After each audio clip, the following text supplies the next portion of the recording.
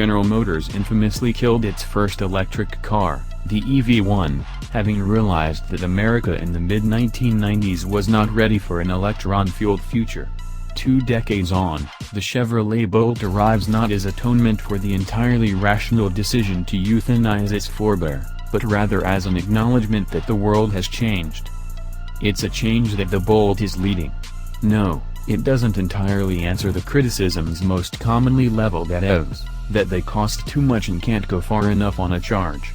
But it moves the goalposts on both of them.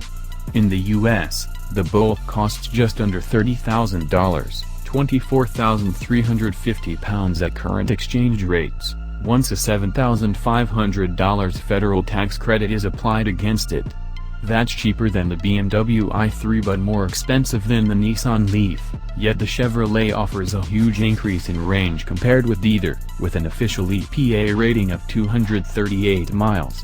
That's pretty much identical to the basic Tesla Model S90, which is twice as expensive. The Bolt uses an all-new battery pack, developed by GM and made alongside the electric drivetrain by LG Chem in Korea. The 288-cell pack holds an impressive 60 kWh of charge, sits under the floor of the car and weighs 436 kg on GM's figures, while also serving as a stressed structural member. Drive comes from a single 149 kilowatts, 197 bhp, electric motor that features an integrated reduction gear and turns the front wheels. Let's start with the number that's likely to receive the greatest scrutiny, the 238-mile range claim. The U.S. Environmental Protection Agency test is meant to replicate real-world driving, and U.S. media have managed to beat the official number under gentle real-world use. We didn't get to run through a whole charge, but my time with the Bolt confirmed it's possible to drive it impressively hard without melting the predicted range. On our experience, and with the proviso that testing took place in generally warm ambient temperatures, the Bolt can be driven enthusiastically and will still manage more than 150 miles on a full battery. Only higher speed cruising really gobbles charge, with the Bolt being limited to 93 miles per hour. It's quick, too, fast enough to make the Leaf look like a golf cart. Chevrolet's claim of a 6.5 seconds 0 to 60 miles per hour time feels, if anything, conservative. As with most EVs, the motor gives its peak a 266 pounds-foot torque output from rest, and a keen start will chirp the front tires. The throttle pedal makes it easy to modulate speed, and the transmission can be switched to a more aggressive L mode that delivers maximum regeneration whenever you lift off, allowing the car to be driven most of the time using only the throttle pedal. Under hard acceleration, there's a not unpleasant electrical whining noise, reminiscent of the sound of an underground train under power, but apart from that, refinement is excellent.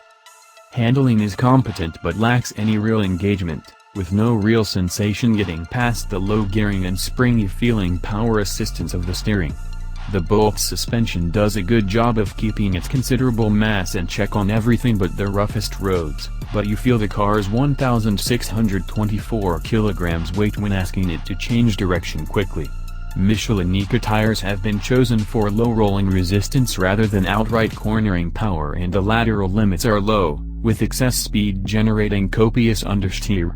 As such, it's a typical EV, and we suspect few buyers will object, but it would have been nice to find some enthusiasm for more spirited progress.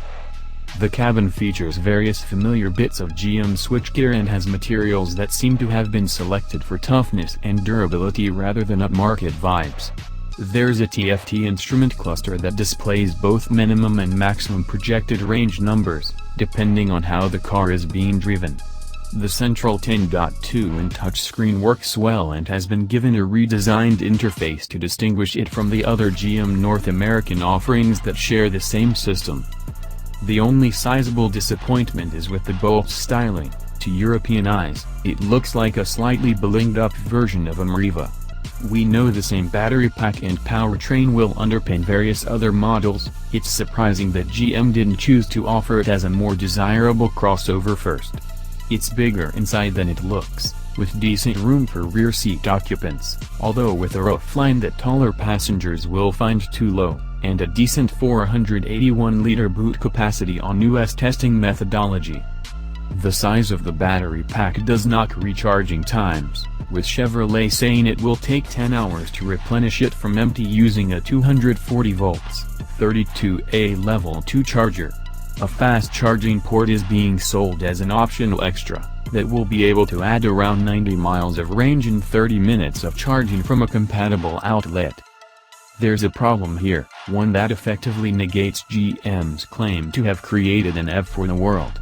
Opel will be bringing a version of the Bolt to Europe, rebranded as the Ampera E, but there won't be any right-hand drive production. It's difficult not to see this decision as being a major own goal, given that it in effect excludes a third of the world from experiencing this extremely promising car. That's a huge shame for British buyers who have been waiting for an electric car that can beat the meager range of existing offerings. Here's hoping GM brings us the technology in another form soon.